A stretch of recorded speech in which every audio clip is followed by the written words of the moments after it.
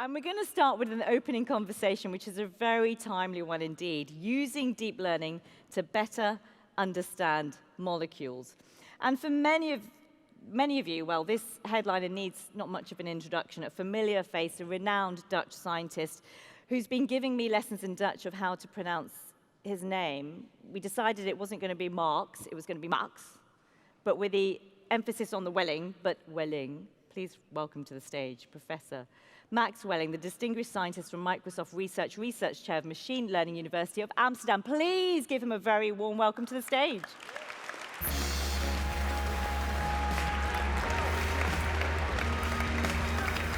Thank you. Well, it's certainly very intimidating to stand here in front of this huge audience. My name was pronounced beautifully, by the way, very well done. I want to thank the organizers for giving me the opportunity to speak here to you with the headliner. And I also want to congratulate them to organize this, because it must not have been easy with all the COVID challenges. And I want to welcome everybody to the most beautiful city in the world, Amsterdam. All right, so let's start. Machine learning and deep learning has revolutionized the world over the last maybe sort of decade or so. We now have search engines and recommenders that, with AI running below it, that can seamlessly provide us the information that we request. We have phones that we can talk to, not only talk to, but they will actually understand what we are saying. They can talk back to us, and they can translate what we say from one language to any other language. We can analyze images real time, segment out all the objects, name the objects, and understand the relationship and the scene. Basically, understand what's going on in the image. That's clearly very important for self-driving cars. And then more recently, DeepMind basically solved what's called the protein folding problem, which is to determine the three-dimensional structure of a protein given only the amino acid sequence. And more is in store. We might see in a few years self-driving, or actually more likely self-flying cars. We will see automatic agriculture, and maybe in the Netherlands we will develop completely automated greenhouses. We'll see much better robotics in our factories. We'll find chatbots that can actually hold a meaningful conversation with us. And we will be designing chips completely automatically. Now, many people fear AI and maybe think it is a threat to humanity. And maybe, it is in the longer term. I don't want to downplay this danger. It's a worthy topic of discussion and research. However, there are much more urgent dangers, human-induced dangers, in fact, for which AI can actually help us solve them. And of course, I am talking about climate change. With every fire, every drought, and every flooding, the pressure will build to do something about it. And I'm going to talk to you today about one approach to accelerate this field. What I'm going to try to convey is that one way to approach this is to understand matter and life at the molecular scale. And I predict that the next revolution is not artificial general intelligence, or maybe not even a self-driving car. I predict is that the confluence of AI and sort of the natural sciences and the biological sciences is going to drive the next revolution and the next disruption. So first, imagine what would be possible if we would actually control molecules better. We can design new drugs in our computer. We can split water much more efficiently into hydrogen and oxygen, which is currently a very energy inefficient process. We can capture carbon from the air using sort of chemical compounds and release them again, perhaps, in the earth. We can develop new room temperature superconductors. Creating fertilizers is actually an extremely energy inefficient process, emitting a lot of carbon into the air. With new chemical reactions, we can build much better fertilizers at much lower energy. And we could build new biodegradable plastics, for instance, to avoid pollution. So to dig in a little bit more into this, so Feynman famously said at some point, everything that living things do can be understood as the jigglings and wigglings of atoms. And I want to actually add to that, that even everything that non-living things do can be understood by the jigglings and wigglings of atoms. Except for perhaps a few, I would say 4 things that are out there, which is gravity, which is light, electromagnetism, and 2 somewhat obscure forces, which are the nuclear forces. Everything else, everything material, everything else is made of molecules. And the weird thing is that we may understand the laws of physics that determine them, we cannot simulate them very accurately. And I'll go into that in a minute. To dig in a little bit more about what can we do if we control molecules better. Again, I said we can discover new drugs in our computers. We can develop new solar panels, because that's turning light, interacting with molecules into energy. 20% or so of all the energy that we waste in the world is wasted on friction. That was an eye-opener to me. So if we build better lubricants, we can reduce that number. We can build better catalyzers, for instance, to split water into hydrogen and oxygen. Nitrogen fixation is the process by which we make fertilizers. And again, it is extremely carbon dirty. And finally, and maybe in the farther future, we could understand the complete workings of the cell, and therefore try to understand life itself. I want to sort of tell you about a new paradigm that we will need in science in order to work on this problem.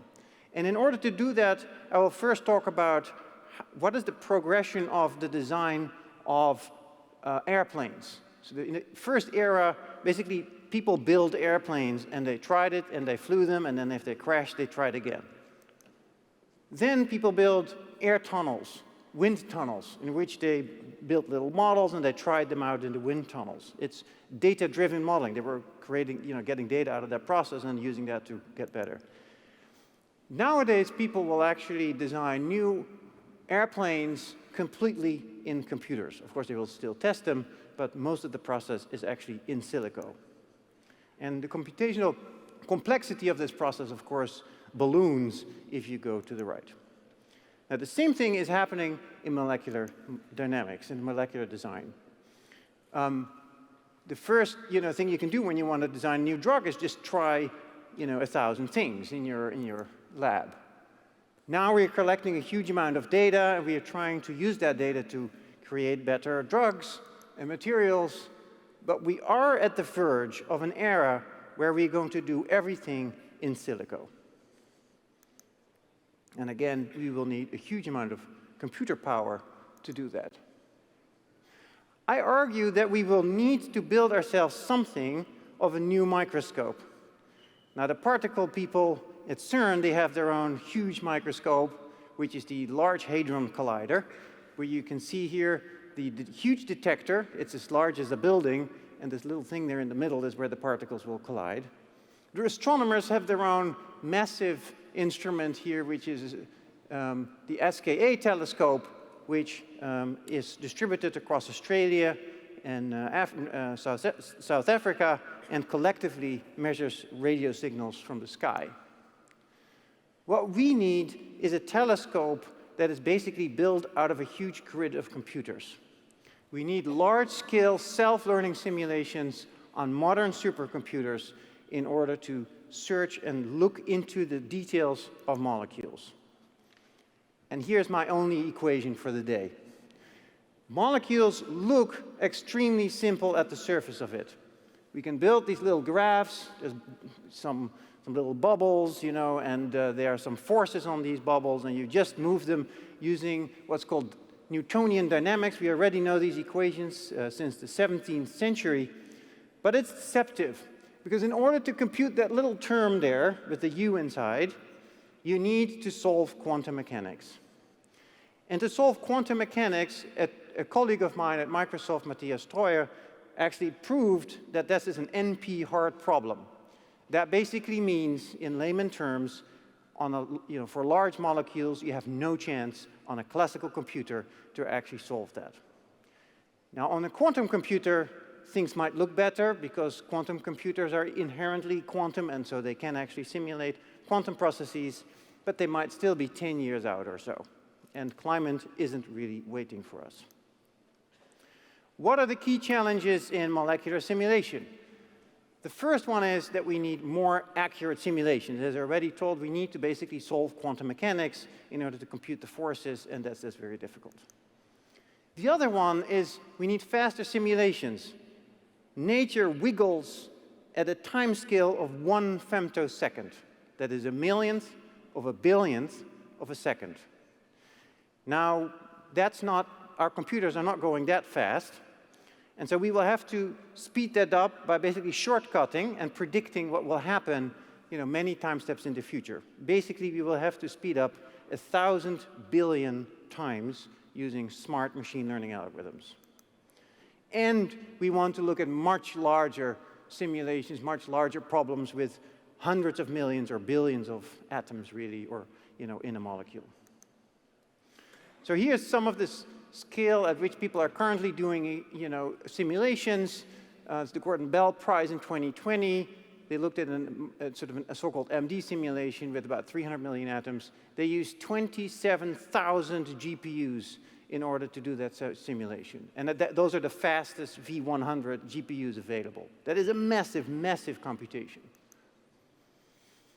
Now, what do we really need in order to make progress? So let's say we've built ourselves the telescope. So the telescope is here on the left-hand side. It has a very big cloud computer to do the simulations for us. And then in that simulation, you create data. That data will flow into a machine learning algorithm that will train itself using that data. And that model will go back into the sort of simulation engine to accelerate it and make it more accurate. And this flywheel will go round and round and improve itself over time. But how does the chemist interact with that new microscope? It's not like there's some eyeglass that you can look into. So what we need is a kind of search engine for chemical compounds. So the chemist would type, I would like to have a compound with this property, and biodegradable and all good stuff. And it would throw it into here, and then the system would give you back a ranked list of materials with all their properties calculated out, and then the chemist will then sort of take the next step.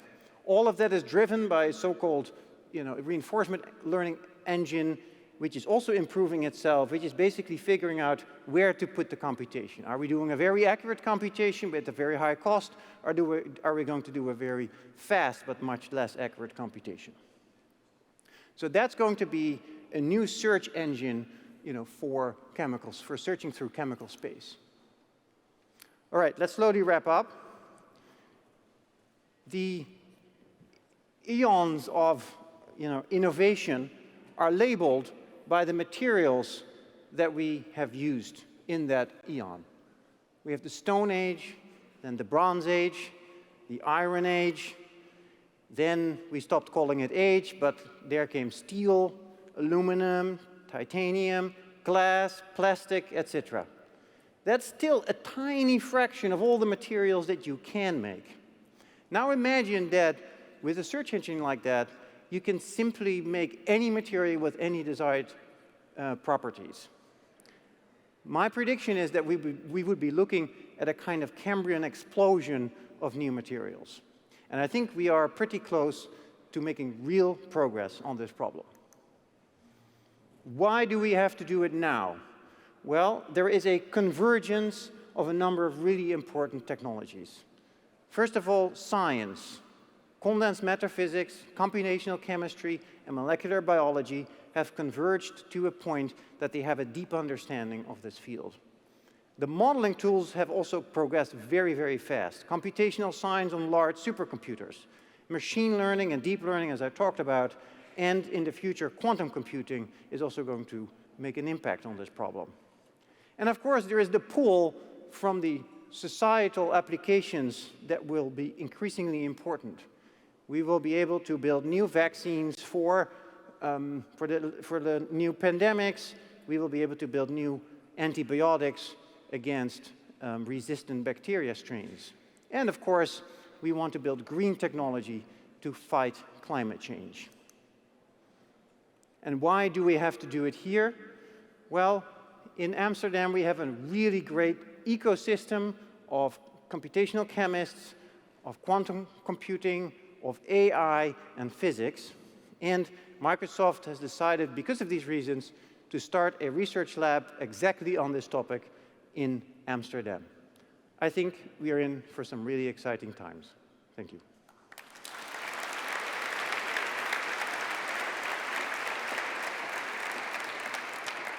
Max, thank you. Thank you so much for that. Couple of questions, perhaps? Sure, I'm Would fine. be great. You said Absolutely. exciting times. It also sounds quite daunting to me as well. A little bit scary, too. And I say that in the context of climate change as well. You know, there's a lot that's going to be disruptive, let's say, Yes. in the coming years, right? Well, climate change is definitely going to be very disruptive, and that, I agree with you, is scary. Other things that are scary are, you know, resistant bacteria, strains of bacteria that we don't have antibiotics against. So I think we really need to innovate quickly in this space in order to battle these challenges. Sure. So I'm actually, personally, I'm comforted by the idea that we might have a fighting chance with this type of technology. Well, I think we have to be positive, don't we? Any questions for Max, please do raise your hands and let me know where you are from. And if you're joining us from the online community, I'm just going to swap places with you because it's your center stage, not mine. If you're online, then please do submit your questions via the function, the Q&A on there, and you can do that using your web browser. So please do that. I'm wondering as we get people being bold enough to ask a question, what have the 2 years that we've just been through and continuing to navigate the pandemic, what has that done to where we're at right now and what you're speaking about in terms of progress? I think people have certainly focused on, you know, vaccine discovery, and I think that field has accelerated. On the other hand, I think things have pretty much continued as is, but at a very fast pace. So this development would certainly also have happened without COVID, I'm sure. Yes. But yeah. You're around for today and tomorrow, I believe. Yes. So if people want to connect to you directly, they can do so, right? If you find me in the alleys, then I will be very happy to talk to you. Wonderful. So if you're not bold enough to ask a question in the audience, then please do, because like I said, we want to make this as interactive as possible, but I'm really pleased that Max is here if you want to grab him and chat to himself. But please do thank Max for being with us. Thank you, Max. Appreciate it. Thank you. Thank you very much.